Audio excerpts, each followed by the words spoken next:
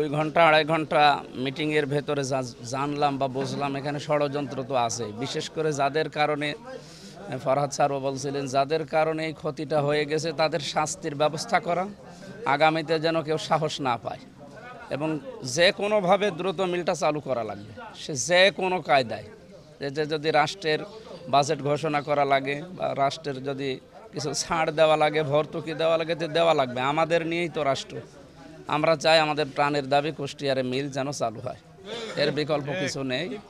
আমি শিল্প মন্ত্রণালয়ের সচিবের কাছে মনে হয় 21 তারিখে একটা সাক্ষাতের আছে, দেখি ওনার সাথে বিষয়টা তুলে ধরবো ইনশাল্লাহ। এইটা রেনোইক নিয়ে আরও কয়েকটা আছে, কিছু কিছু বিষয়ে কথা বলবো।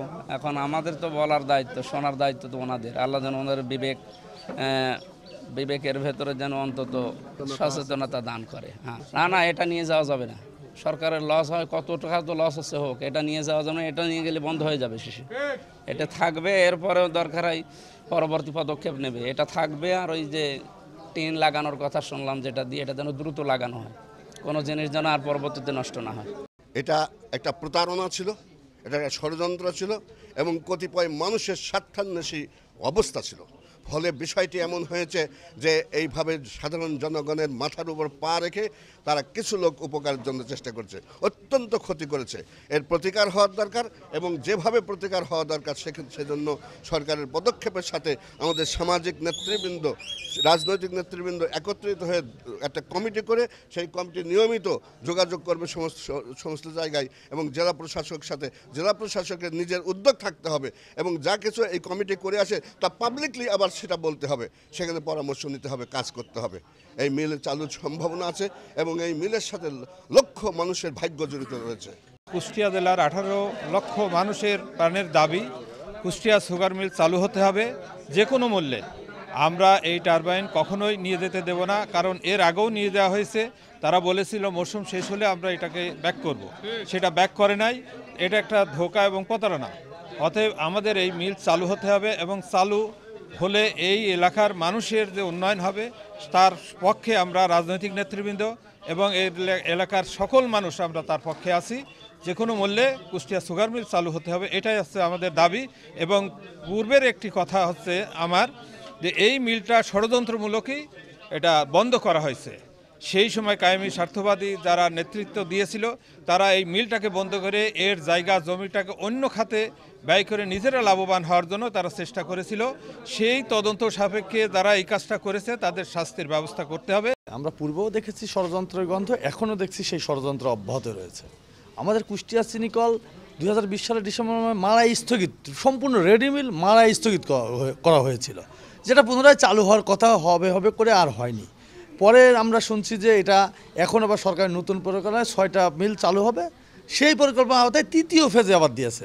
অথচ আমাদের মিল ক্যাপাসিটি অন্য মিলের তুলনায় 1 নম্বর পজিশনে আছে আমি মনে করি। সেখানে আমাদের দুর্ভাগ্য, আমরা কেন 3য় ফেজে গেলাম? আমাদের বলছে 3য় ফেজে, তার জন্য যা যা করা দরকার, সিডিএ নিয়োগ, সিডিএ আমার মিল থেকে নিয়ে যাওয়া হয়েছে, ওইগুলোকে পুনরায় এখানে নিয়োগ করা, সারের ব্যবস্থা করা, চাষিকে উদ্বুদ্ধ করা, মাঠ কাজ করা, এগুলো না করে আমরা বিপরীতমুখী কী দেখতে পাচ্ছি? আমাদের এই মিল থেকে বিগত কিছুদিন আগে রাজশাহী মিলের সার্টিফিকেটটা চিনি উৎপাদনকারী যে সহায়ক বিষয়, সেইটাকে মেশিনারি নিয়ে যাওয়া হলো। আবার এখন দেখছি যে আমাদের একদম প্রস্তুতকরণ ছিল আমাদের টারবাইন, এই টারবাইনটাকে আবার মুজাফরগঞ্জ মিলে নেওয়ার জন্য জোর তৎপরতা চালাচ্ছে কে বা কারা। এই আমরা দেখতে একদিকে বুকে বলা হচ্ছে যে মিল চালু হবে, অথচ এই কাজকর্ম মিলের বন্ধ করার উপক্রম শুরু হয়েছে। আমরা মনে করি আমরা এটা তীব্র প্রতিবাদ জানাচ্ছি যে আমাদের এই মিল পুনরায় কুষ্টিয়াবাসী প্রাণের দাবি। আমাদের নেতা জনাব কুতুবুদ্দিন আহমেদ, জেলা বিএনপির আহ্বায়ক এবং সদস্য সচিব ইঞ্জিনিয়ার জাকির হোসেন সরকার, তাদের পরিষ্কার মেসেজ, কুষ্টিয়ার গণমানুষের এই ঐতিহ্যবাহী প্রতিষ্ঠান কুষ্টিয়া চিনিকল পুনরায় চালু হোক। তারা এই মর্মে সবসময় কথাবার্তা হচ্ছে আমাদের সাথে। আমাদের স্থানীয় নেতাকর্মীদের সবসময় ঐক্যবদ্ধ থাকার নির্দেশ দিয়েছেন এবং এই মিল চালু করার ব্যাপারে ব্যাপক ভূমিকা রাখার জন্য কাজ করতে বলেছেন।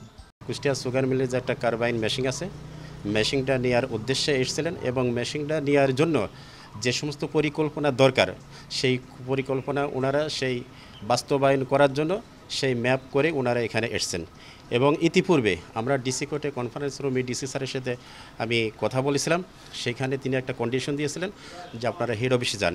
তো হেড অফিসে যদি আপনাদেরকে কন্ডিশন দেয় সুগার মিল চালু হবে, সেই ক্ষেত্রে কুষ্টিয়া সুগার মিলের একটা পার্টস অন্য কোনো মিলে যাবে না, এই প্রত্যাশা ডিসি মহোদয় আমাদেরকে দিয়েছিলেন। পুনরায় আবার প্রায় 2 মাস পরে কুষ্টিয়া সুগার মিল গেস্ট হাউসে আবার নতুন করে মিটিং শুরু করছেন। এখানে মিটিংয়ে যে সমস্ত পাবলিক, চাষি, শ্রমিক যে সমস্ত কথাবার্তা বলেছেন, এ কথার ভিতরে একটা রায় চলে এসছেন যে কুষ্টিয়া সুগার মিলের একটি পার্টস অন্য কোনো মিলে যাবে না। পুনরায় কুষ্টিয়া সুগার মিল চালু করার ব্যাপারে যে সমস্ত করণীয়, যে সমস্ত পদক্ষেপ, যে সমস্ত সিস্টেমগুলো আছে, সেই সিস্টেমের ভিতরে দিয়ে যায় আমরা কুষ্টিয়া সুগার মিল পুনরায় চালু করব। আমরা ডিসি মহোদয়ের কাছে এরকম একটা প্রত্যাশা, এরকম দাবি করেছি। সরকারের যে সিদ্ধান্ত আছে সেটি হয়তো সকলে জানে না, তবে এই পুরো বিষয়গুলি কেন হয়েছিল, এই মিলটি কেন বন্ধ হয়েছিল এবং এই মিল নিয়ে ভবিষ্যতে কী পরিকল্পনা আছে সেটি যেমন সত্য, তেমনিভাবে আমরাও এখানে লোকালি আমরা একটি কমিটি করব। সেই কমিটি করে সেই কমিটির মাধ্যমে আমরা কিছু ফাইন্ডিংস পাবো, সেটা সরকারের সাথে আমরা শেয়ার করব। শেয়ার করার পরে হয়তো নতুন কোনো সিদ্ধান্ত আসলেও আসতে পারে। এটা তো অলরেডি সিদ্ধান্ত আছে টারবাইন নেওয়ার জন্য, এখান থেকে একটা টারবাইন নিয়ে রাজশাহীতে আরেকটি সুগার মিল চালু করা হবে, সেটার এখন পর্যন্ত সেই সিদ্ধান্তই আছে সরকারের। আমি আজকে এখানে মত বিনিময় করতে এসে আমি সকলের মতামত সম্পর্কে জানতে এসেছি। তো সেখানে আমাদের কিছু ফাইন্ডিংস থাকবে, সেটি আমি এই মুহূর্তে বলছি না। আমাদের কিছু ফাইন্ডিংস থাকবে, সেটা আমরা সরকারকে জানাবো, তারপরে হয়তো নতুন নির্দেশনা আসলে সেই অনুযায়ী আমরা কাজ করব।